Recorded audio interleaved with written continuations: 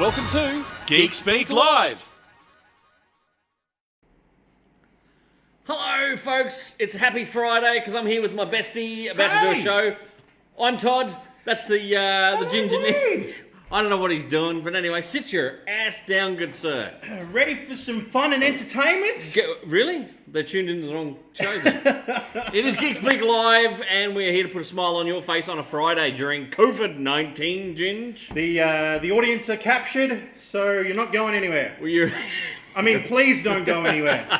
Now, tonight's show is sponsored by, obviously, Kaboom Comics. We film on location. Kaboom Comics Toowoomba. You can head along and check out their online store at www.kaboomcomicsaustralia.com. And our unofficial sponsor tonight, because they provided such an amazing dinner, was The Taste in Toowoomba City, Queensland. Big thumbs up. Oh my Amazing. God, I had the carbonara pasta. Ginge had the spaghetti bolognese. three cheese focaccia. We also shared. Oh, yes. Oh, so Le Taste. If you're ever in Toowoomba, and go and check out Le Taste. Support small businesses, because that's what we like to do. We're all about supporting local businesses, wherever you are. Especially now at this time. Yeah, because it's such a weird time in the world. Ginge, anything to kick it along, or do you want me to kick off talking about the whole DC Comics distribution Yes, thing? well, So DC Comics have just gone, you know what? No. So 4:30 last Friday, which was Saturday morning our time, 4:30 on a Friday afternoon in America, DC lobbed out a bit of a bombshell, a grenade, and said, we are giving 2 new distributors a go against Diamond. We're going to release these comics because Diamond Comics, the worldwide distributor, has been shut for COVID-19. They've had their warehouses shut because the printers and everything else was shut. There's a ton of stock that's already been shipped to Diamond that's sitting there in the warehouse that then they can't safely release to comic shops, right? DC have come out and gone, we have got 2 new distributors, Luna Comics Distribution and UCS. And everyone went, like retailers, because like I said, they lobbed it out about 4:30 on a Friday afternoon, then walked away, went off for the weekend. And they go, who the heck are these two? And they literally said you had a week to get an account set up with these people to start getting some comics that we're going to be releasing physically over the next couple of weeks. They're not a great batch of comics, don't get me wrong, there's like a couple of reprints and stuff like that in there. So retailers, and me being one, I'm in the retailer groups, and there are worldwide forums that we talk about all this stuff, right? Yes. I woke up last Saturday morning, hadn't even had a coffee, and my phone is blowing up with notifications from all these things. Essentially, it's no good for international retailers. So guys in Australia, the UK, South America, we got no access to these 2 new distributors. Someone started doing a bit of digging. They're like, where do these 2 new distributors come from essentially overnight? Turns out it's 2 of the largest online deep discounting comic retailers in America. DCBS, Direct Comic Book Service, and Midtown Comics. Now, Midtown does have about 2 or 3 physical stores in New York, but they run a massive mail order warehouse. And so these guys, they don't sell comics at new release prices that everyone else does. They make their money by selling them, almost like 5 cents above cost price type thing. And the sheer volume that they sell is what allows them to be 2 of the biggest retailers, comic retailers in the world, right? They undervalue the product. People have said they don't care about comics. They just ship them out as a commodity. Their customers, people who buy through them, will never pay full price. They're like, I don't see the value. Why would I pay, like $2.99 US a comic when I can get it for $1.99 through these guys? So everyone just kind of, when they started Googling and found out who these 2 distributors were, there's actually Midtown and DCBS. Retailers lost their shit.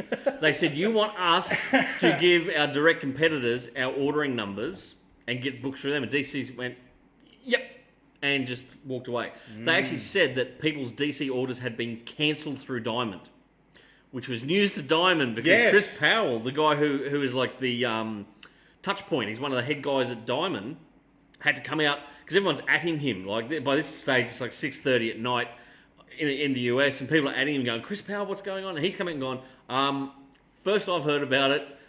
I can't tell you. It's Friday night. I'll have to get back to you Monday. He then came out Monday and said, no, we have not cancelled DC's order. You have to cancel them individually if you want to go across these new distributors. As I said, internationally, international accounts were thrown to the wolves. We have no access to these DC books. everyone's waiting for Diamond to safely reopen, which they have announced is going to be mid-May. So it's only another 2 weeks away or 2.5 weeks away. And so most retailers worldwide have gone, fuck you, DC. We're going to wait for Diamond. Look, it's really weird. The way DC went about it, very... it sounds like AT&T pulling the strings. The new corporate owners of DC have just gone, this is what we're going to do. Now, here's the interesting thing, Ginge.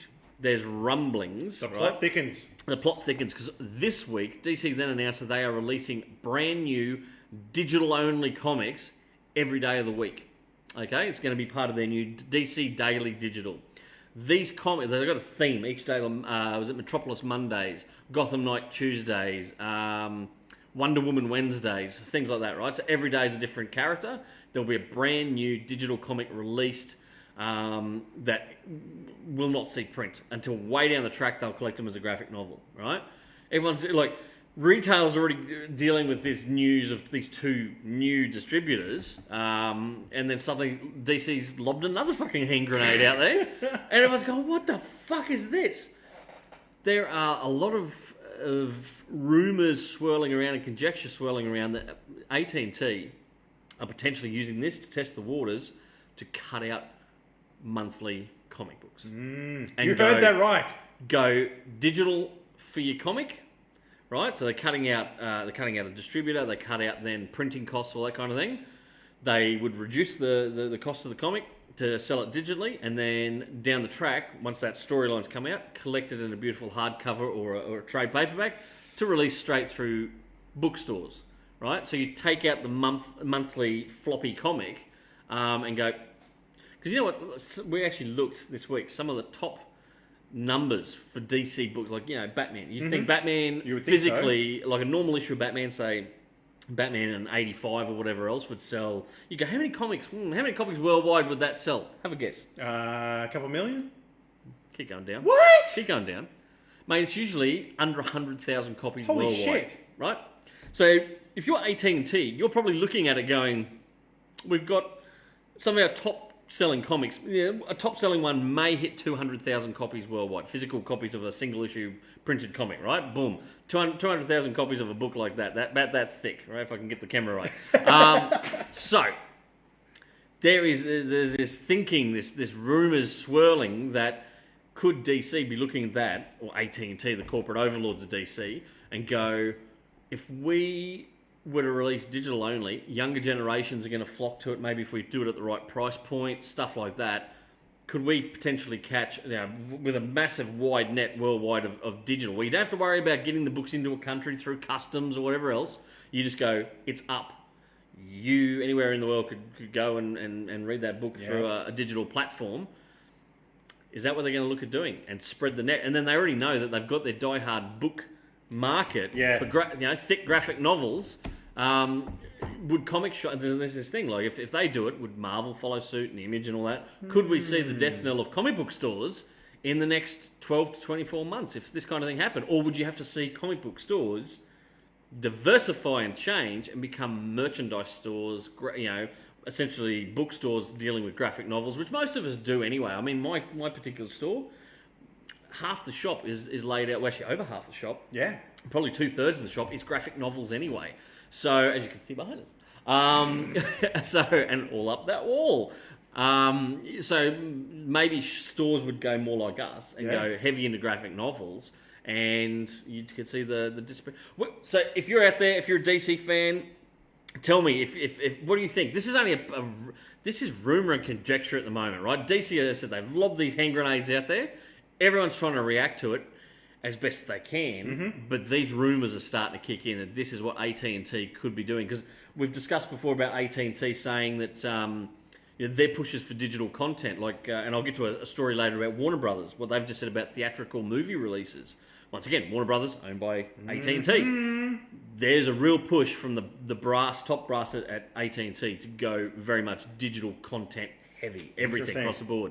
So tell us what you think in the comments. Who we got there? We got Scott, we got Danny, we got CJ, Leanne, Laura. There you go. Danny said DC aren't playing nice at all. No, they're not. That's dead right, Danny. Laura had a comment. She says, "Grrrg." Yes, I like that. Actually, I'll do it. Is that better? And I agree with you there too, Laura. Scott's gone. DC is the only comics I've been collecting for nearly 20 years. We'll always find something else to read to keep supporting stores like Kaboom if I have to speak with my money for a while.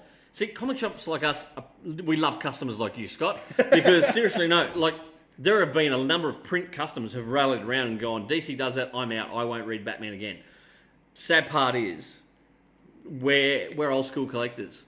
So young people, I mean, don't get me wrong, we've got a number of young people that come into Kaboom and purchase books. They usually got into the hobby because their parents are into it or something like that. But I think that the corporate people are thinking, oh no, there's a whole ton of people who have never read a comic because they won't go into comic book stores. You can't get it at news agencies anymore. Remember, you and I, how did we get into comics? Yes, indeed. Picked it up in the aisle, in the news agent. That man right there got me into comics, right? I am the, I wasn't going to say inspiration, maybe the crack dealer that started all this. Curse. But you did. You got me into comics because you got them at a news agency, and then I got them at a news agency. You can't do that, at least in Australia anymore. There's barely any comics in news agencies. Yes. In America, they used to go to the drugstore. The drugstore or your 7-Elevens over there, I think it was. Like your, you know, those kind of stores used to stock comics. People used to spinner racks. We're very much aging ourselves about what we're saying at the moment. But young people, I think the corporates are looking at it going, there's this wide net that if we lower the price, make them available digitally, we can suck in the new generation. I don't think you need to throw out the old generation to appeal to the new. There's got to be a happy medium in the middle, right? And as a comic shop owner, I hope the DC meet us in the middle here. But we will wait and see what happens. But Scott, I'm with you. I mean, I have been a DC boy for what, 20-something years, Ginge? Yes. Probably closer to 30. It feels like DC's just announced they're divorcing me. That's the, and other, no, seriously, we're talking chains of comic shops in America. Guys who have like 5-store locations have flat out gone, DC, you've just broken up with me. They're already saying, I won't hang DC posters in store. I won't hand sell DC books to people anymore. Like, why would I? If Marvel or Image are going to support us more, we'll shill their books. So it does. It feels like a divorce. It feels like you've just been served papers and just gone, there you go. Andreas has just said, hi guys. Hello, hey, thanks for tuning in. Yeah, hello Leanne. Leanne's tuned in. CJ is tuned in. John, how are you, John?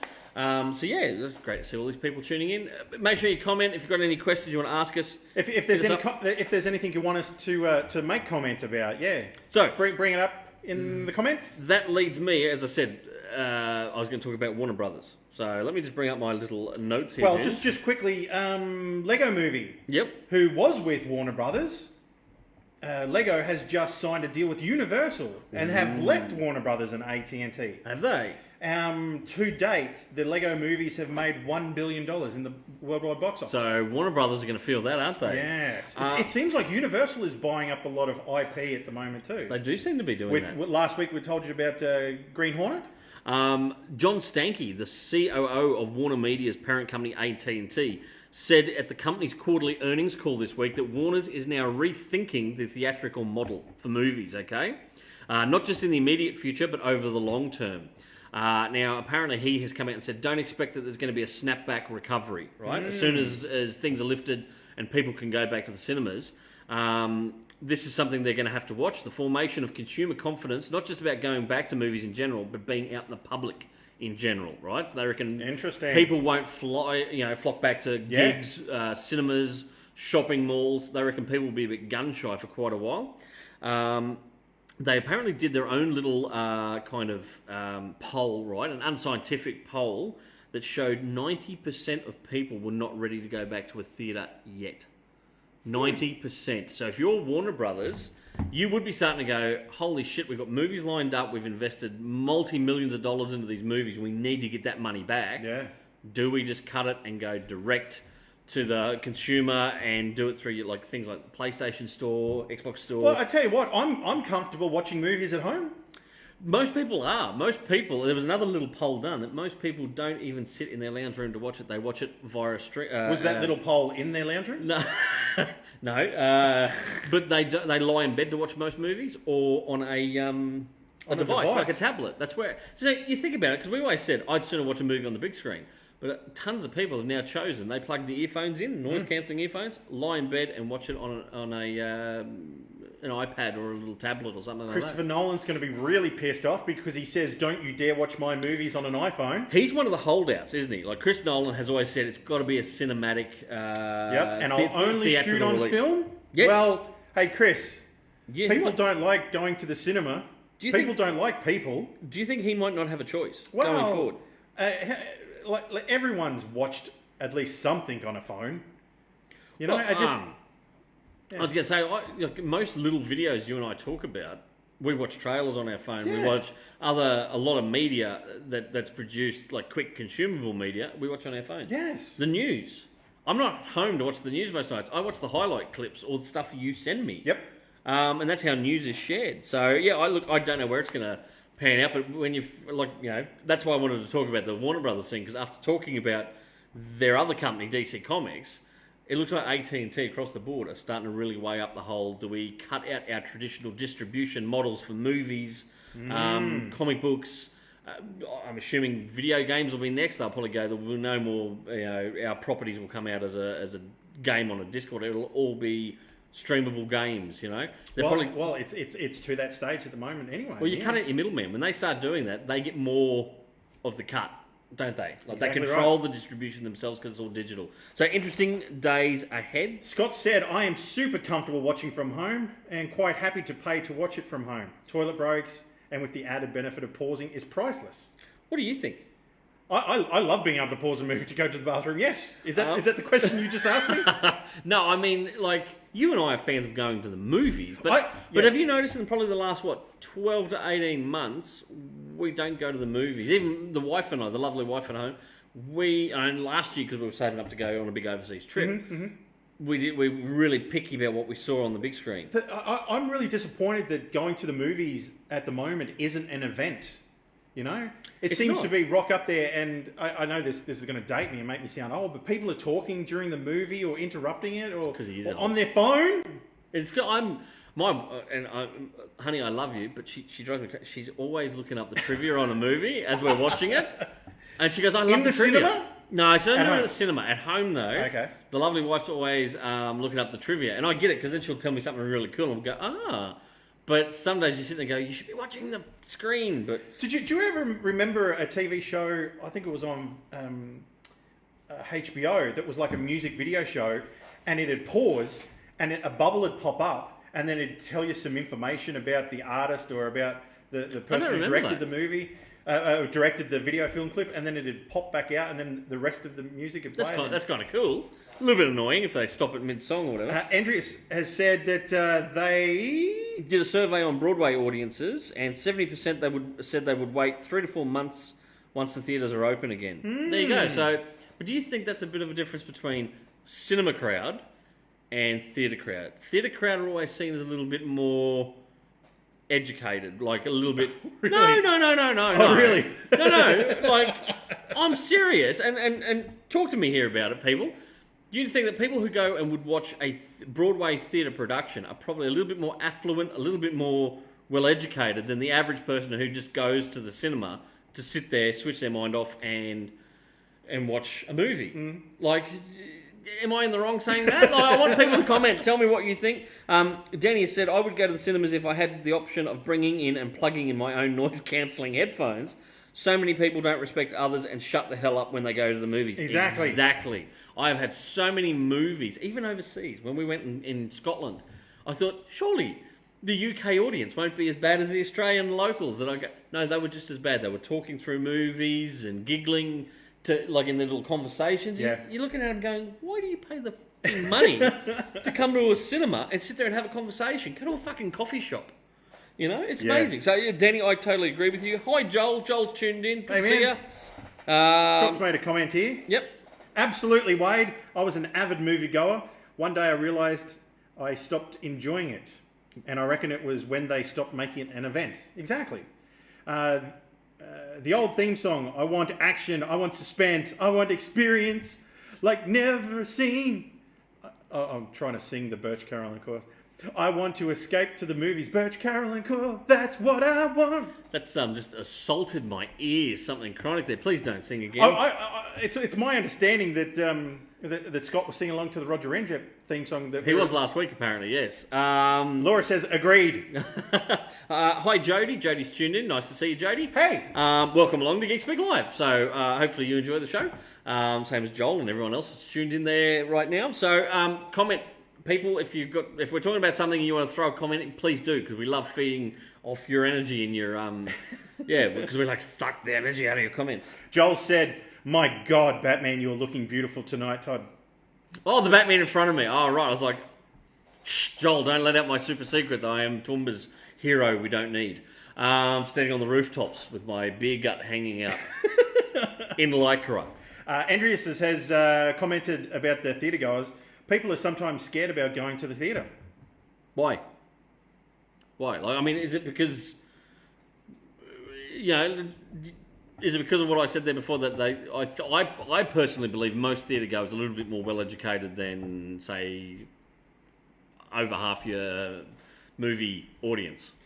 It's probably controversial. I don't know. But Andrew said there's still people that talk during the theatre experience as well. I've got a mate who complains about people full-on talking and having full-blown conversations at live concerts. Yeah, music concerts. Music concerts. So they'll be there to watch a band. The band's there playing, and these guys are just talking amongst themselves. Oh, yeah. And then Joe went and got a coffee and blah, blah, blah. And he's like, you're at a fucking concert. You've probably paid $120 these days, per ticket. It's not $20 like it was back, That's even worse than talking at the cinema, because the cinema ticket, we pay $17 up here in Toowoomba? They forget they can see you when you're talking if you're close to the stage. Yeah, because I might be up there performing along, banging one out on the guitar, going, this prick Hang on, having doing a full-on what on the conversation. guitar? He's banging one out on the guitar. I can't do a full, I'll do a ukulele like this. I went to an Oasis concert and I was in the front row, man. And Did you get Noel and Liam sweat on your jeans? I was so close I could see them changing their minds. I had a mate who went to Shania Twain. Actually, you know who it is. It's one of our co-stars. It's not either one of us. Not Don't us. go there. It's our co-star in the Red Cortical Recruits movies, Big Val. And he went to a Shania Twain concert, and he was up the front, and Shania Twain reached out and touched his hand, and he reckons he didn't wash their hand for a week. Did he start this? He's that one person that started this 2 billion people to get bloody coronavirus. He could have, I don't know. Yes, who else have we got there? Any other comments there you want to talk about? Andrea said, get Way to Broadway. Oh, okay, sing Wade. Someone said sing. Who wants to hear Wade sing again? God, what is wrong with you people? Laura, you've got great taste. My ears are still ringing from his... Andrea said that sometimes people think that the theatre is a little old-fashioned. But I love it. Actually, the wife and I went and saw Wicked in London. Oh my God, I fell in love with it. If we had been in London for probably at least another 1 or 2 nights, we were going to think of going and seeing Cursed Child, the Harry Potter and the Cursed Child. We didn't get there. So I've already said... You need to go see it over 2 nights, don't you? Or a very long one day. Who? Cursed Child? It's not that long, is it? Yeah, it's like 3 hours each part of it. Can someone clarify that for me? Or is he talking out his ass? In the comments, let me know. I'm sure it's like 3 hours each half. So you can either go part 1 tonight, part 2 tomorrow night. I have not heard anything about that. If it's true, please tell us in the comments. Because someone Google it quickly. So I can't afford an extra 2 nights in London next time I go over there just to see Cursed Child. But we were walking around, West End and stuff over there, and seeing how many awesome different musicals based on obscure movies and stuff like that. You're like, they turned that into a friggin' musical? Back to the Future is in Manchester at the moment. I think it just finished. I actually want to see Charlie and the Chocolate Factory as a Really? Yeah, as a musical. I think that'd be fantastic. I think it was just about to open in Brisbane. I think it was, and then COVID-19 hit, because the wife and I were talking about that. Do I tell you what we do every year? We have for hang on. My mind is about to explode. No. What is the one thing that a married couple do every year? We actually have a little trip to Brisbane when the Queensland Symphony Orchestra do the Harry Potter movies, where they'll... okay. So there's the dialogue, and the movie's played at QPAC in the hall. They'll have the big screen with the movie playing, and they have the full symphony orchestra on stage doing the score live with a conductor, right? Right down to they'll have a choir there for the singing parts and all that from the movie. We've done it for the last, I don't know how many years, And it looks like this year might be cancelled, which I'm heartbroken by, because the wife and I make a weekend of it. We travel down to Brisbane, we'll have a weekend away, go out for some cocktails, go to the show, and it's a real mixed bag. You've got the grandma and granddad all dressed up in the tux and the lovely symphony dresses, and then they'll have the grandkids who are coming along in the Harry Potter t-shirts and dressed up as little wizards, Oh, goodness me. little goblins or whatever else, right? And then you've got us who dress up in... I was about to say, so Danny's decked to the nines, and Danny. you're wearing your Harry Potter cloak? Oh, of course. No. People do. People dress up as characters and all that. But it's this cross-section of the traditional symphony goers and us. Plebs? Plebs. But it's a sorry. beautiful night. If you ever get a chance, they do other movies down there too. Well, they'll do the same thing. They'll play another movie, but they'll have a live orchestra doing the score. You sound so sophisticated. So now you fuck me up. Sophisticated, you. Fuck, see what I got to work with, people? This guy. Fantastic show. If you ever get down to Brisbane to watch any of those, they're 2 thumbs up. Andreas has just said, yes, there are 2 parts. You can go as a matinee and then go see the nighttime on that Seriously, night. is it like 6 hours fucking long for a theatre show? And she says that Wonka was closed. Oh, because of This COVID-19. whole thing. 6 hours, really? So someone Google it. I'm sure that it's 3 hours each half. I mean, if it was like an hour and a half and then another hour and a half, it's I not could do that. that. No. Because where it was playing in London, we actually went to the pub next door because it's the same theatre I saw the Commitments in. Oh, okay, cool. A couple of years ago when I went to London, so I was familiar with the theater, and right beside there's an awesome pub that it's designed for a theatre goers. They go in there and have drinks, mid break, Yep. and pre-show, after-show drinks, and all that kind of thing. Yeah. Scott said, I would totally go see a Jaws performance. Jaws the movie on the big screen with live. Now they may have already done that. I don't. You're right. Well, that's how it goes. That's not me making up. That's Right. if Bane was to do the music. I expect you to die. Cursed Child in Melbourne is about $400 to see the entire show. Part 1 and 2. Per ticket. Yeah, part 1 and 2. Holy fudgicle. So you would want it to be 6 hours long if you're paying that. That's fucking, but I'll tell you what, But there is flying and stuff in it too. I need a recliner chair. I'd hope they'd bring me, do you have a catheter put in to get through that? I would hope that there was a toilet break halfway through the yeah, but could you imagine? Part 1. Could you imagine everyone rushing to a toilet break at the same time? It'd be chaos, pandemonium. We know women can't go to the toilet alone. They go in groups, right? They do. Don't give me that look, right? Comment below. For us guys are in and out pretty quick, but then we'd be waiting around for our partners or our wives going, come on. Andreas just said 3 hours each part. Fuck. No, I don't think I'll be seeing Cursed Child then. That's probably too long for my butt to be sitting we should put a donate button right up the top here of the video. People to donate money so that you can afford to go see Cursed Child. Yeah, they need to put me up in Melbourne as well. Holy hell, that is... Scott's just said, that's like 4 great tickets to the footy. Exactly, Scott. Actually, I could even... No, that's probably 5, because you can under $100 for a good footy ticket. It depends. It's Suncorp. Yeah. Oh! I'm not a Suncorp fan. Hey, how's that new stadium going for those Cowboys? It's a beautiful stadium. Yes, so there They you go. just can't win a game there. Shut up. That's when we need to do like the newsreader and just go. And on to the news. Right, San Diego Comic-Con. Never been there, always wanted to. Guess what? No one's going this year. It's gone. Cancelled for 2020. First time in its history, I believe, that it has been cancelled. This is all because of COVID-19. It's a son of a... So many people, and I don't know how it'll go, because sometimes you've got to book almost 12 months in advance to get accommodation. So those people, if they did go, I want to go next year, I've already booked a hotel for next year for 2020, you're up shit creek because it's already been... my mate at work has... he had a trip booked. He should be in America at the moment. Yep. Slowly but surely, the hotels are refunding him the money that he put down 12 months ago. Really? But slowly.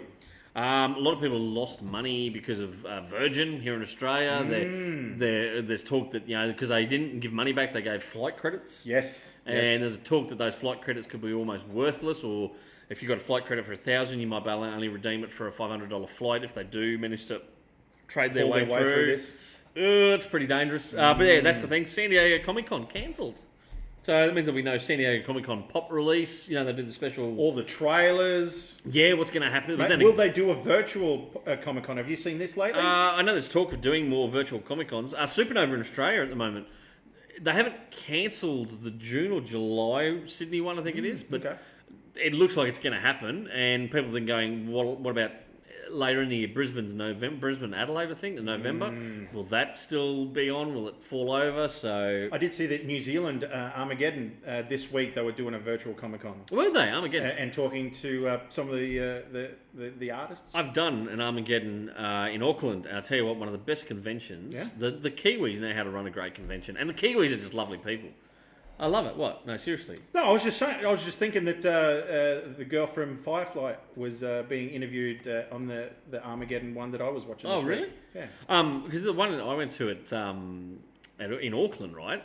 Unlike Australian conventions where it's a packed floor, so people are bumping into each other, and Australians can be really rude. They'll just like glare. You know, someone will bump into you, and you look at them, and they'll glare at you like, "How dare you be in my way?" And I bumped into you, kind of thing, right? In New Zealand, someone would bump into you, and a Kiwi would turn around and go, "Oh, sorry, brew. Are you all right, mate?" And you're like, "Yeah, mate, I'm all good." "Ah, choice brew," and you're just like, "Cool, fish and chops," you know, and which they then look at you funny because they're like, "Are you taking the piss, brew?" Where was this guy from? South Africa, was he? You know what I mean? I can't do a proper New Zealand accent. I can say chili bun, fish and chops. I've got Kiwi cousins, for God's sakes. But anyway, they were super friggin' friendly. Yeah. The Kiwis. Oh, I couldn't believe it. Like, yeah.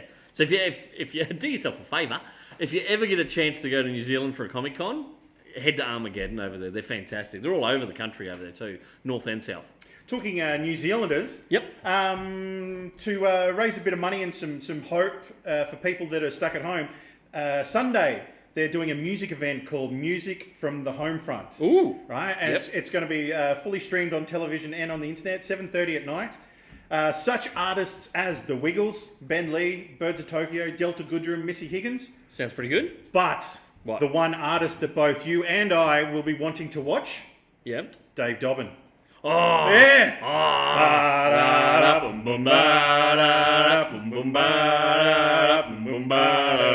That's all we can do because we don't have the licensing rights for the song.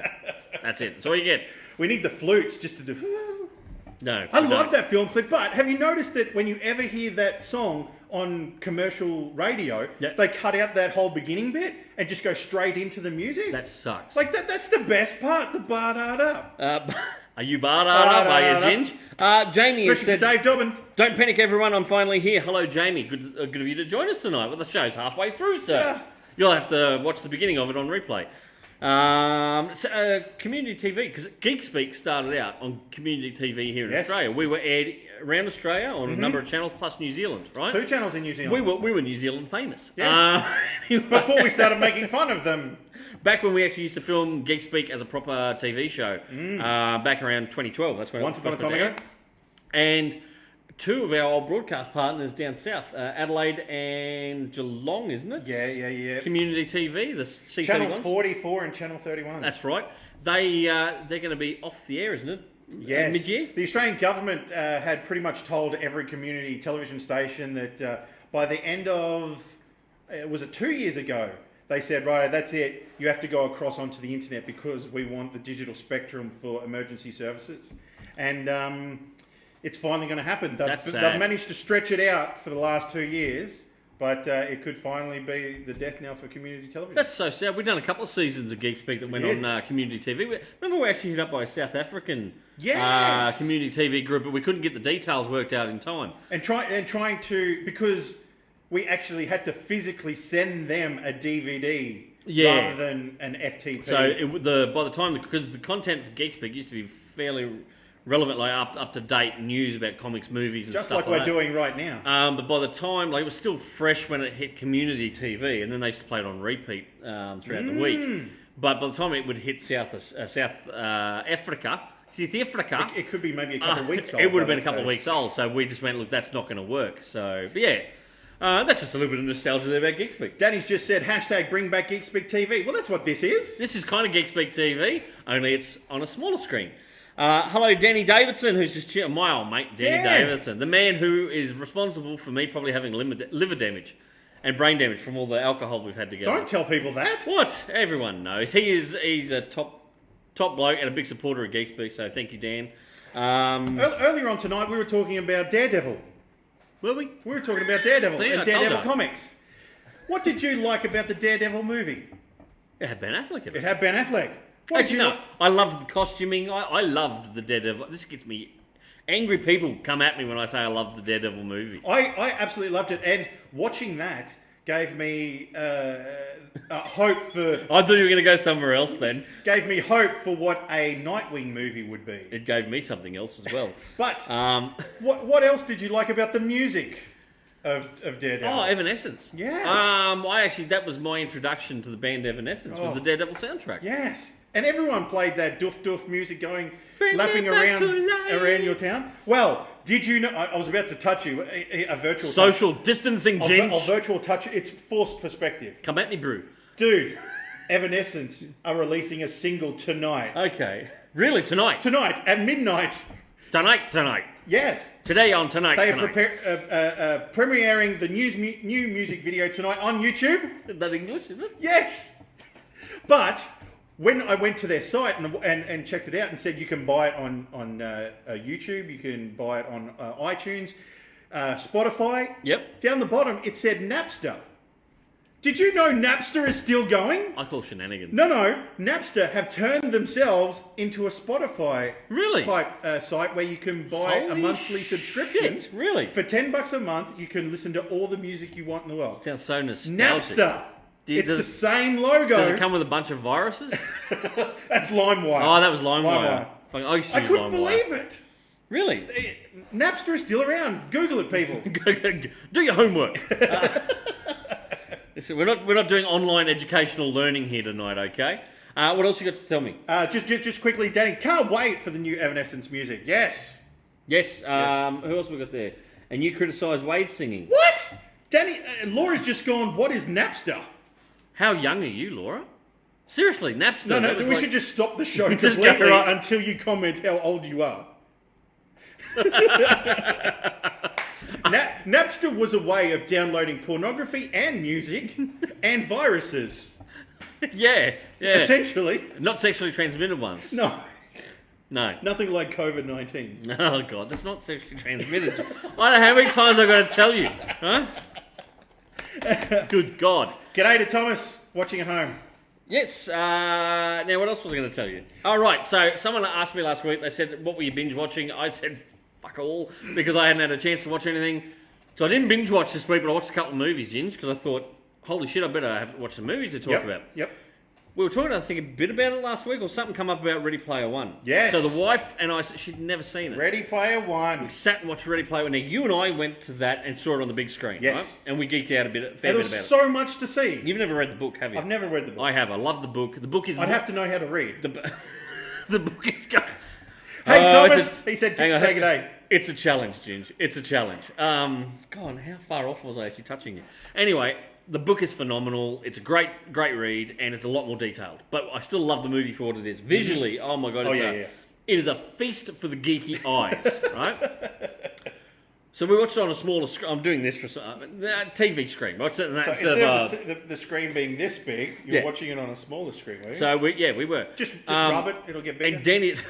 And Danny had actually said to me, "Where's the Winnebago from Spaceballs in it?" So Oh my it God, gets to that what? part, and I'm ready to point it out. And I've because you and I, when we saw it on the big screen, our eye was drawn straight to the Winnebago from Spaceballs, right? Yes, it was. So much so that I missed the TARDIS in the foreground. So when I've watched it on the smaller screen, I've gone, "There it is! Oh my fucking God, there's the TARDIS!" You know, and I was geeking out about it. But Danny enjoyed it. I enjoyed it probably more watching it the second time around. I could Picked take up in a on more little things? bit more stuff.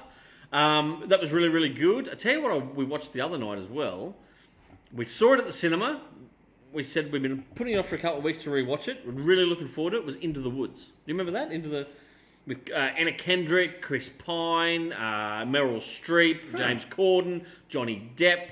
There's a whole ton of people in it, and it was a kind of mashed up the thing of like what's her name? Rapunzel, Red Riding Hood, Jack and the Beanstalk, all into one story. And it was a musical. You'd hate it because they fucking sing the lines in it, right? He's not a big fan of musicals. Especially on the, Don't tell people that. well, you're not on as a movie. You go and watch it on Broadway or West End, but you won't sit and watch. I remember the way you carried on about Sweeney Todd. Hang on. Sweeney Todd was they burst into song like every 3 sentences. Because it's a fucking musical. No, but how many musical type movies have you watched where every 3 sentences they started singing again? You're quite Like the few. Blues Brothers is a musical, but they don't sing every 3 sentences. I would not call the Blues Brothers a proper musical. But anyway, as much as I love, It's a musical? can I finish my story? Okay. It's a wonderful story. Thank you. We watched Into the Woods, right? And we'd taken a couple of weeks, built it up, like, yeah, can't wait to sit and watch that. Got out the lollies and stuff, sat back. And I must admit, I did not enjoy it as much the second time round. Oh, because it was a musical, because they kept No. singing. The story actually fell flat. Yep. A little bit. I just kind of went, oh, I remember enjoying this on the big screen. Not so much the second time round. So to get that kind of, like, we got to the end of it, and I went, oh, it was good. It was good. And he's like, do you want to watch another movie? I said, yeah, righto. Because we had Disney Plus already open. So she's flicking through, and I've gone, what's that? And she goes, what? I said, that Adam Sandler movie. I'd never seen Bedtime Stories. Adam Sandler did a Disney movie. And it's got Teresa Palmer, the Aussie actress, in it. Oh, from Take Me Home. Take Me Me Home Home Tonight. Anyway, she's in it. Russell Brand's in it. Kerry Russell is in it. Courtney Really? Cox. Yeah. It's a Disney film done with Happy Madison, and it's so he ends up with his niece and nephew, right? And he works in a hotel, and he finds out that when he's telling them bedtime stories, whatever the kids say in it, and however if they finish the story off, that stuff tends to come true the next day in real life. So, yeah, look, it was a fantastic fucking movie. I know it's aimed at like families, but I enjoyed it. And Adam Sandler was and of course Rob Schneider's in it. You can do it. You got to have Rob Schneider in it. Actually, all the Happy Madison Yep. people make cameos in the movie. Okay. They're all there. Okay, cool. So yeah, Bedtime Stories. It's on Disney Plus at the moment, and just an enjoyable 2 thumbs up kind of popcorn movie. Who else you got there? Mark's gone. Only Spielberg could manage to gather the rights for all those different IPs and properties. Yes, yeah, for Ready Player One. I loved it. As Spawn is in there. You see Spawn in there. You got. I'm certain He-Man is in it in that final big lineup of Quite people. possibly. There's like Batgirl. There's other DC characters. Of course, when there's that bit with Batman on the mountain, you can go mountain climbing up Mount Everest with Batman and all that kind of thing. Yes. Look, my wife, you know, her biggest bit of it that she got the biggest kick out of? All the Halo people running together. Danny's like, oh, Halo. And I'm like, there's shit tons of other stuff in here and you're going to freak out about Halo. So she's a gamer. My lovely wife is a gamer. G'day, Sean, watching at home. Your wife has said, how could we forget about Emily Blunt? Oh, Emily Blunt. Oh, my God. I forgot to say Emily Blunt in Into the Woods. She's a good part of it. And Anna Kendrick. Gorgeous. Just love Anna Kendrick. What? Are you saying you don't love Anna Kendrick? I didn't say that! Sounded like he didn't love Anna Kendrick. How could you? She's gorgeous and she can sing. And she's funny. Mark has just said the new Pixar movie is available on Disney Plus now. The movie's called Upward. Oh, is it any good? Have you watched it, Mark? And Laura's asking, is the name of the movie you're talking about called Bedtime Stories? Yes, sorry. What did I say it was? I thought, yeah, Bedtime Stories. That's the Adam Sandler one. Yeah, it's on Disney Plus. You can watch it through there. Cool. It's quite good. Anything else? I just went back to Napster. Oh, okay. People not knowing what Napster was. Lucy, I've got it on my notes here to talk about. Oh, okay. The Luc Besson. Hang on. To news. To news? No, it's not news. It's been out for a few years. Have you ever watched it? Scarlett Johansson. It's a Luc. How do you say it? Luc Besson? Luc Besson. Luc Besson Is movie. French. That's because a chunk of this movie takes place in France as well. He likes women being the hero main And character. she of is. his It's movies. Scarlett Johansson. I'll do a real quick, brief thing. She's like, for want of a better word, a bit of a ditz living in Taiwan. I think it was Taipei. Anyway, she gets caught up with this guy she's obviously dating or screwing or whatever. Anyway, she ends up getting conned into having a thing chained to a wrist to deliver this what she thinks is just a case of paperwork to a guy. He goes in there, and of course, old mate has the bad guy of the movie has killed this other guy, and cracks open the case. She thinks she's going to get killed, and it's this blue drug. So she wakes up, boom, gets punched out. She wakes up, she's been bleeding here. She looks down, and there's a doctor there going, "Oh, we've put the drugs inside you, right? So you're going to fly to there's 4 years. You're going to back to America. You're going to fly. You can deliver it, and everything will be all good. And you'll only have a tiny little thing there. You'll still be able to wear your bikini at summertime." What? And so she's all like, "What the fuck?" Anyway, so then she's in the care of these two guys waiting for to be taken to get on the flight, and one of them kicks the shit out of her, which ruptures the bag. Holy sh! Which this drug is what mums produce when babies are at that tiny stage to promote bone growth, brain growth, and everything else. So it's like a super drug. And you know, in real life, women produce this in such tiny amounts, but they've come up with a synthetic version in the movie. And It's then the we're talking, Captain America Super we're Soldier talking serum. bags like this, right? Like a brick, right? Anyway, she's And got it that fits into a inside little her. hole that big. Well, they put it inside her, like the side of her belly, right? Okay. So it busts this stuff, like instead of killing her, it starts opening her mind, like her brain Ooh. capacity up. So what are we running at? 10 to 15%? Most, like I think 15 is genius level. If Some people are a little bit less. a little than bit that. less. Anyway, so her brain, because Morgan Freeman plays a professor who has studied the human brain and about what would happen if we could use more of our brain Yeah. capacity. Yep. So so she starts being able to like move matter. She can start seeing beyond. Like she could see what you're made up of inside. And all, 'cause it That's just all right. opens. Most people see beyond me anyway. She essentially becomes like a fucking Superhero. superhero. But she's trying to she contacts like the French guys and says, "You've got one coming in. There's another one in Paris. This drug's dangerous. You've got to get on top of it." So she meets them there. In the meantime, this like triad of this Taiwanese or whatever triad are after her to get the drugs back and everything else. But she's trying to stop it all. And it's just a phenomenal movie. Full of action and Scarlett Johansson kicking ass. Lucy, if you haven't watched it, they could have probably, if they wanted to, spun out a series from it. Yeah? Yeah, phenomenal. Luc Besson. Luc Besson. He's the guy that did The Fifth Element. Is he? Yes. Right, there So you go. he loves all those sci-fi women action heroes. Do you remember a movie, a movie that he did I can barely remember my with, name. with Guy Pearce? Guy Pearce was in this movie called, is it Lockout? So, okay, people at home, pick this movie. You know what you're talking about. Because, okay, there was a movie once upon a time ago where the hero was an ex-soldier who had to go into a prison and rescue the president's daughter Yeah. and bring her out. What's that movie called? Well, wasn't that called Escape from LA? Yes. Escape from New York? Yes. Guy Pearce is in this Who's movie. the character though, Ginge? Snake Plissken. Played by the awesome Kurt Russell. Oh. Anyway, so yeah, so much so that Lockout has been sued by the makers Really? of Escape from LA, Escape from New York, because it was essentially that, but in space. Yeah. But I freaking loved Lockout with Guy Pearce.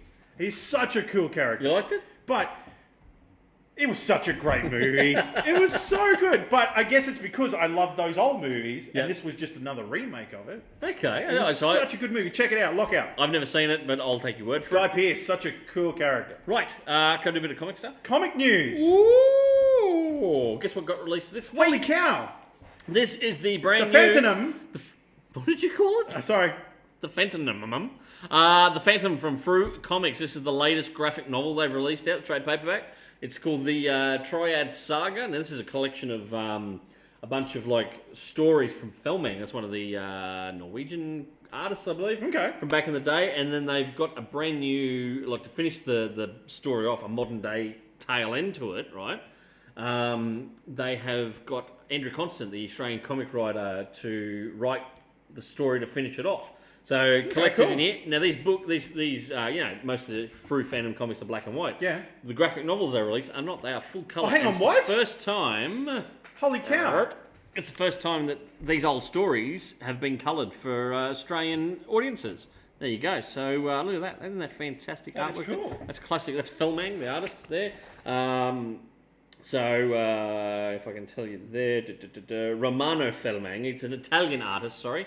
And so Andrew Constant worked with Fellman to finish that saga off. So the last issue is a modern comic. And written by an How many Aussie, so rupees do I need to have to pay for that? $30 through your local comic. Now, these are not available in news agencies. These are available only through comic shops and bookstores or through directly. And I know a comic shop where you could buy it. Right here. Kaboom Comics has a ton of these in stock because we sell a lot of Phantom. Where we're based, we've got a big Phantom fan base up here in Queensland. That's with the PHANBA. That's right. So if you head along to www.kaboomcomicsaustralia.com and it's on the front page where you just put in Phantom in a search, you'll find the other through graphic novels there as well. And we do ship Australia-wide. There you go. So, or check with your local comic shop to see if they've got them. A lot of comic shops haven't actually got them in this week. What? It only got released this week. We were straight on it.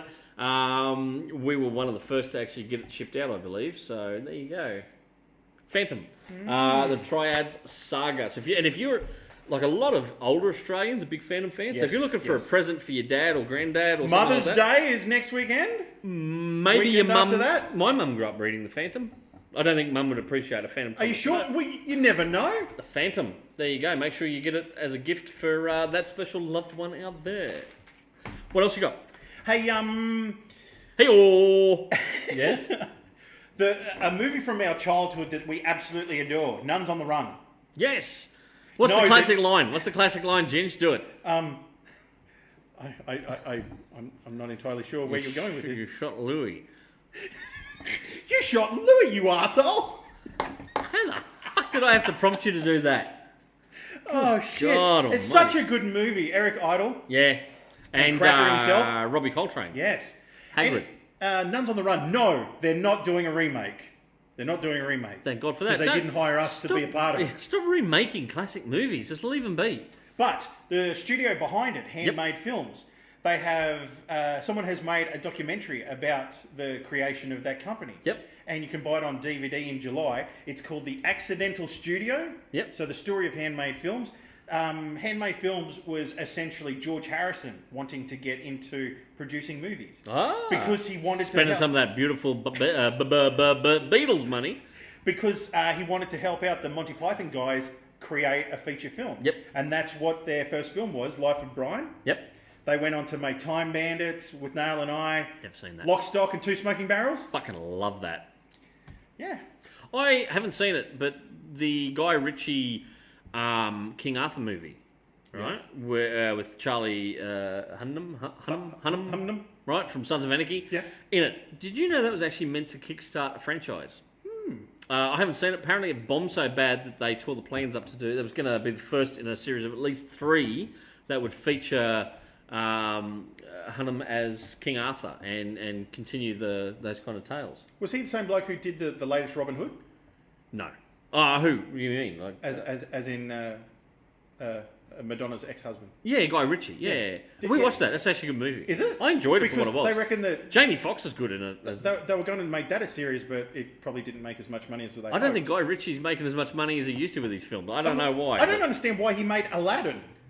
Yeah, I think he did that for the check. I- some of that fat Disney money, baby. Mm-mm. What was that movie he made with Madonna? Was it It was- wasn't I- Castaway. I It could was not Cast get something. I could not get past the first 10 or 15 minutes of Aladdin. I went to bed. My Really? wife stayed up with her parents and watched it, and she come to bed later on and went, "That was shit." And I'm like, "Why did you watch it the whole way through?" And then a week later, we watched the original, the animated movie again, and you just can't A top. whole new world.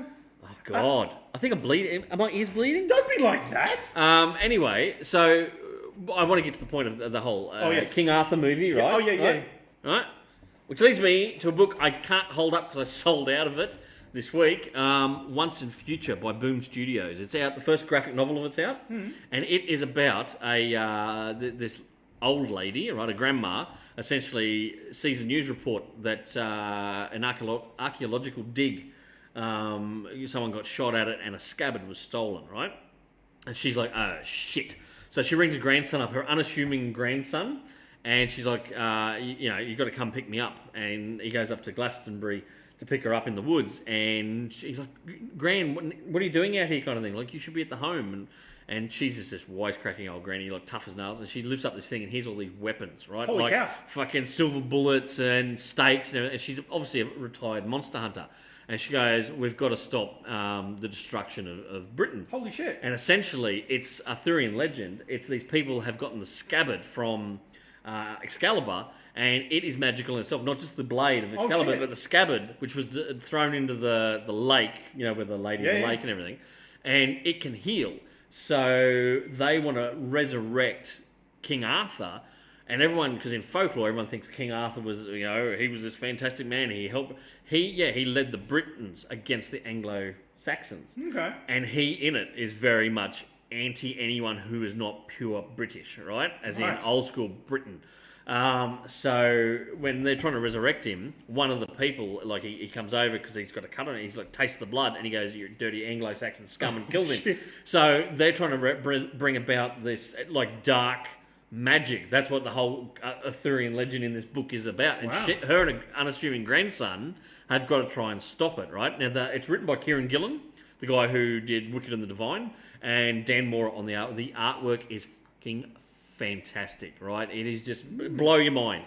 So the first volume is out. It's in comic shops now. We've got more arriving in the next week or so. It's called Once and Future.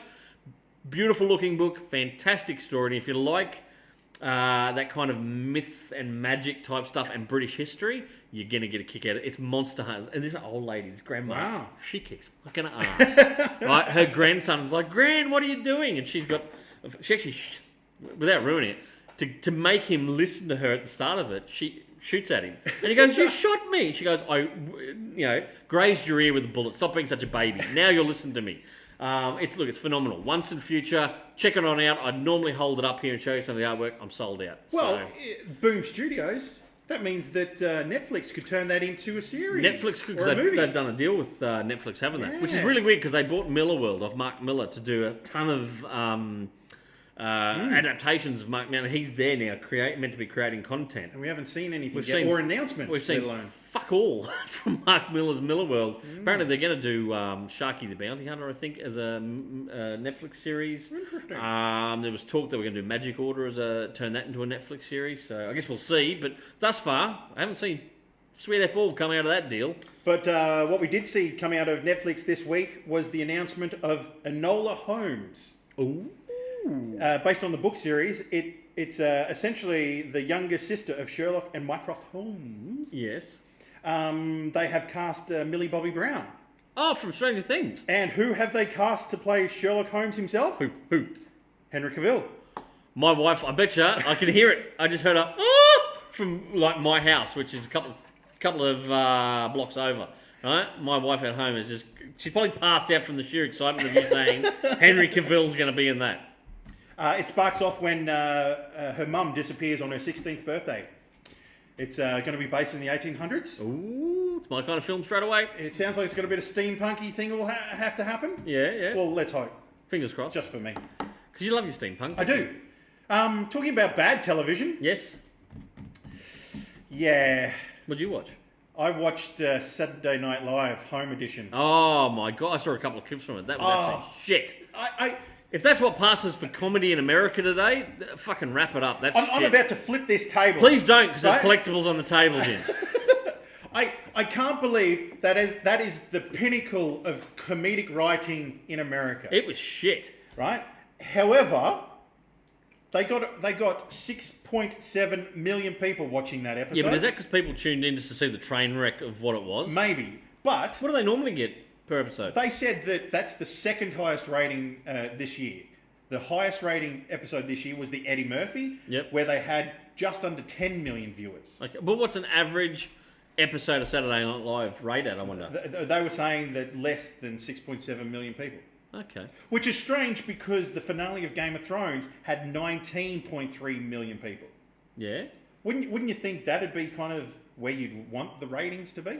Well, yeah, but Game of Thrones, that's more people. I know tons of Australians who would never ever watch Saturday Night Live. It's too American centric with its American political centric. It doesn't appeal to a lot of international audiences, which is a pity because the old classic stuff, the guys that your John Belushi and Dan Aykroyd with the Blues Brothers, Steve Martin, Coneheads. Yes. Your Bill Murrays. Then you got into the 90s. Samurai Pizza. Dana Carvey, Mike Myers, Adam Sandler. Cheeseburger. They created characters. No Coke, only Pepsi. Yeah, no Coke, only Pepsi.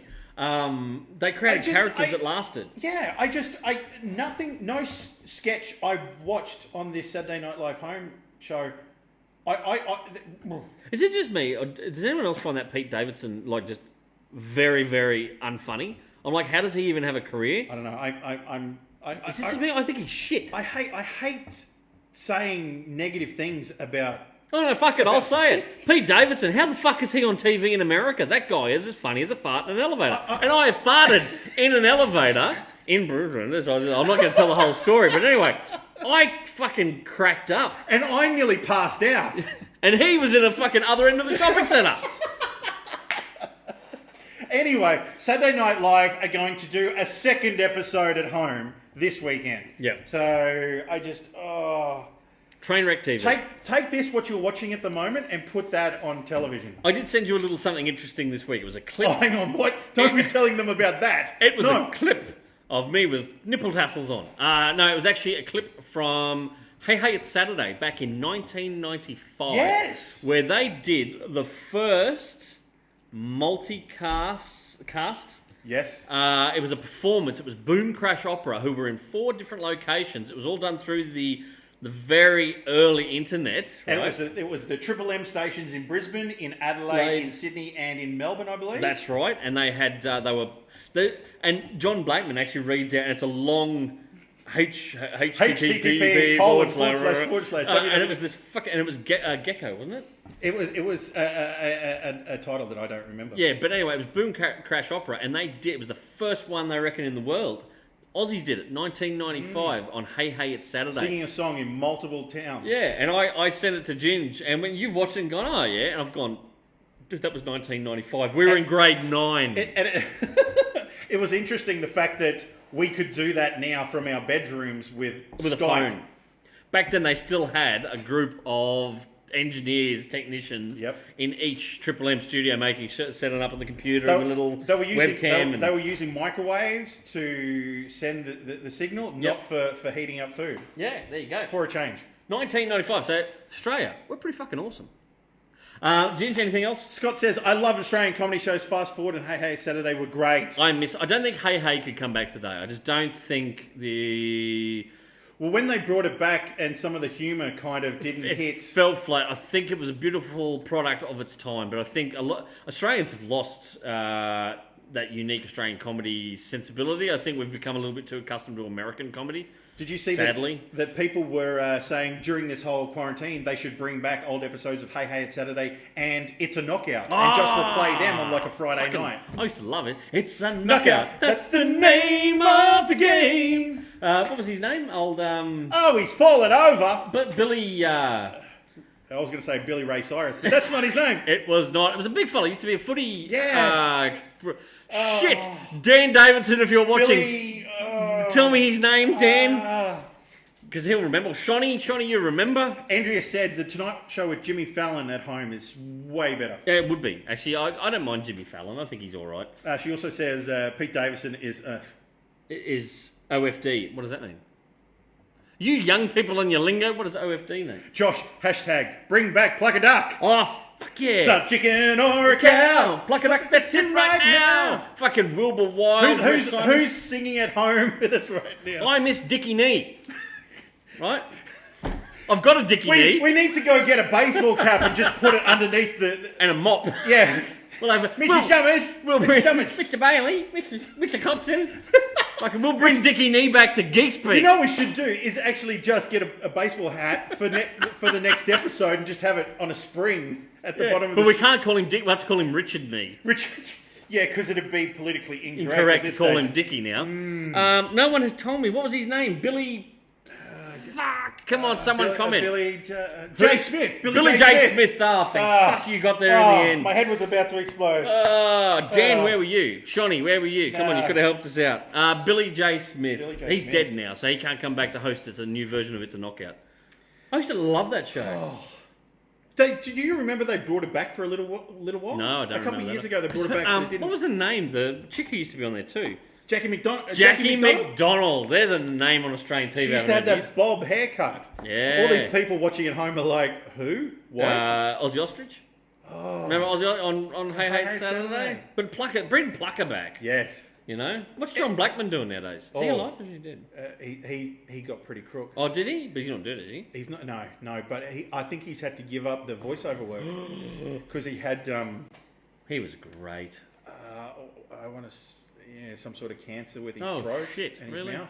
There you go. Hey Hey Saturday. Now, comments. Such a downer. I know. Let's bring it back up. Let's see what people have got. If you've got any questions, ask us now. We're towards the end of the show. Ginge? A bit of an upper for the ending of the show. 10 doctors reunited to thank the NHS and frontline workers. They all of them got together and did a video thanking everyone for all the support. What was that for? For NHS, for the hospitals. Which doctors are we talking about? The Doctor Who's. Which ones? Tom Baker. Yep. Peter Davidson. Yep. Colin Baker. Yep. Sylvester McCoy. We met him. Sylvester McCoy is such a What cool a gentleman. character. Great bloke to meet Yes. in person. Paul McGann. David Tennant. An underrated doctor right there, He's Paul such McGann. a great. Matt Smith, Peter Capaldi, Jodie Whittaker, and Joe Martin. Who's Joe Martin? I believe Joe Martin was a guest doctor On what? on one of the later episodes. Oh, okay. Oh. Okay, then. She was a lady as well. David Tennant's one of my... What, they didn't get Christopher Eccleston. They should have got him. He was one of my favourites. Well, I think he probably is on the outside with the doctors of Doctor Who. He's a very odd duck, Christopher Eccleston. He's isn't an he? odd doctor. He's an odd duck in general. He's a weird guy. But anyway, I like him as an actor. Ginge, any other comments there? People saying anything? Josh just said, I remember Ozzy. Yes, Ozzy Ostrich. We'd bring him back. Fucking, I was going to say something really rude, but I won't. I'll be good. We could have just Ozzy. Just... Fucking, what was that? Hey, I'm saying something. No other questions from anyone? Otherwise, we are at the end of our show here. Pretty much. We tweeted today Kevin Smith has finished the script for Mallrats 2. Has he? Twilight of the Mallrats. Is he going to be better than Jay and Silent Bob reboot? What? That was fucking a great movie, dude. It was so good. You're living in the past. 25 years later. What, Mallrats? Yes. Say, do you want a chocolate-covered pretzel? And he said it's months before we can even think about shooting this. Nothing's going to happen because everything's in shutdown. So what he's doing now is he's going to work on a new draft of Moose Jaws. Oh, that's right, because that never come out, did it? And then he's going to rewrite Clerks 3 because he kind of cannibalized parts of Clerks 3 to use in Jay and Silent Bob reboot. Okay. And he said Twilight of the Mallrats has completely changed because when he wrote the sequel for it years ago... It was going to be a TV series, wasn't it? And it was also... There was one stage where it was essentially Die Hard in a mall. Oh, really? Where terrorists are taking on Brody inside the mall and he's trying to save people inside the mall. I'm just not excited about it anymore. No, well, that's the script that he's just gone, no. Get rid of that. Okay. Let's do something else. Thanks. Well, was he not baked at that stage? Well, maybe. Scott says, I do have a question. Let us know, Scott. Type it up real quick. Actually, just a heads up too. Scott is one of the fantastic customers of Kaboom Comics. He's taken advantage of our home delivery. We'll be knocking on your door tonight, Scott, and Ginge will hopefully have pants on when we make your home delivery after we finish this show. And hopefully we can record a video of us singing Roger Ramjet. What, with Scott? Yeah. No, we've got to do social distancing, zero contact delivery. Well, maybe we ring him on Skype or on Facebook and bring him up, all three of us on the screen at the one time. We'll all sing it. Okay, question. he's got a question. Yep. What are your opinions on casts of a show movie speaking out about their dislike for the product they did? I've noticed some of the cast of Disney Star Wars saying how they dislike the movies, which I have appreciated the straightforwardness of their comments, but was interested in the etiquette of speaking out. Ooh, now Have you seen the last Star Wars? This is actually a really interesting question. I love Scott really poses these zingers to us. Normally, it's frowned upon because you're meant to promote the work. You got to check for it. You know, you might have had a shit time on set, but you rock up. You know, these guys get paid. It's kind of like being on a sports team. Yeah, like you got paid a fortune to be there and do it. Promote it well. That's your boss. At the end of the day, it's a product. You know, take a little bit of pride in it, even if you think it was a bit shit, and go, yeah, it was a joy to film, and you should go and see it in the cinema, right? Then you get people like fucking Harrison Ford, Bruce Willis, who flat out refuse to do press conference. If the studio goes, it's part of your contract, you've got to rock up. Bruce Willis famously on, was it Red 2? Rocked up and sat there in his bathrobe from the hotel, and people would say, "Oh, what was your favourite scene?" Don't know, I haven't watched it. Oh shit! Like that, people just said they could not get answers out of him. I think the company ended up yanking the press tour a bit early because they went, he's not going to work with us on this. Harrison Ford's another one. If he's in a mood, he'll sit there and just, if you ask him a question, apparently he'll sit there and go, "What a stupid question! Why would you ask me that?" You know, just go watch the movie. Is that really how you say it? So when it comes Chewy. to, you want me to do Chewy?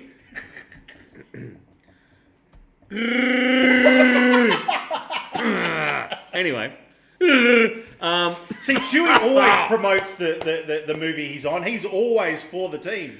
when it comes to Star Wars actors and actresses, at the end of the day, sometimes I agree with you. You know, when you say you appreciate their frankness about talking, if they're like, "Oh, I didn't like Mark Hamill come out and he wasn't happy with the Well, I wouldn't have been happy with what was the movie Skywalker one? The Rise of Skywalker. Wasn't that the But one? wasn't it the Last Jedi? Sorry, Last Jedi. Was it the Last Jedi? Fuck, they're all blending together. You But know, anyway, the second one they did where, he spoiler alert, he died. he came out and he was like that. If I had known that was what was going to happen, I wouldn't have signed on to do the film. Rah rah rah. Look, I get it. I understand. But at the end of the day, if you're a professional actor and you're getting paid to do that role, say it years down the track, not on a promotional tour. Which is usually how I remember things. I remember actors coming out for movies from our childhood and saying how great it was, how great the movie and then experience years was. later, 20 years later, yeah. oh God, I had a nightmare on the set of that, or Yeah. Yeah, Scott said The Last Jedi was the second one, yeah. Yeah. The Last Jedi. The fact that he complained about that then, I was like, you know what, buddy, you've just gotten a massive fucking check from Disney to do all And that. you're supposed to be in the next one as well. Yeah, as a Force Ghost, wasn't it? Or something? Yeah. Wow. But look, it's a fine line. It's Mate, I reckon wait until for at least the DVD to have yeah. gotten into people's Right. houses. After people have paid their money to go watch a film, that's when you come out and then go, by the way, I had a shit. The director treated me like a prick, and do all that after the movie's made. Otherwise, you know what? You kind of shoot yourself in the foot in Hollywood because you'll get a reputation where people go, if we sign him up, he's got to have an NDA where he can't. We're not going to put him on any press tours or fucking What kind of like Robert Pattinson? He's probably the king of hating his own movies. Is he? I didn't know that. Does he? Well, maybe just 3 of them. Really? Well, The what Twilight three do you one. think? So I've never seen them. Never seen them. Seriously, does he badmouth those films? The only part of those movies I've seen is it was on TV and they were playing baseball. You've seen more than I They were have. playing baseball. What happened to you? In the well, I guess it's called Twilight. So it wasn't quite dark, but it wasn't sunny. But Much like the vampires, they were sparkly. All I apparently. remember is that someone hit the baseball really far and someone ran really fast.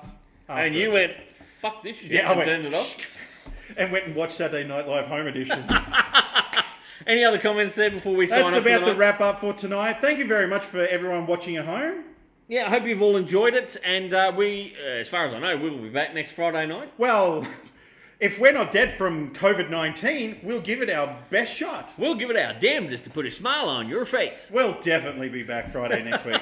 We hope you've enjoyed the show. I'm Todd Bailey. This I'm is Wade my- Copson. I was going to say my co-host with the... I was going to throw to Oh, you. sorry. Hang Let's on. do it again. We'll edit. Take 2. Yeah, take 2. Right? Line. I'm Todd Bailey. I've been... fuck it. Do it again. Take 2. Take 3. I'm Todd Bailey, your host. This has been my co-host with the most. Wade Copson. He's the sexiest guy on the pots and pans. Join us next week for Geek Speak Live on Friday night. Stay geeky. Do you think the director liked that version? Is that all right? Fucking hope so, because now I'm going to badmouth it.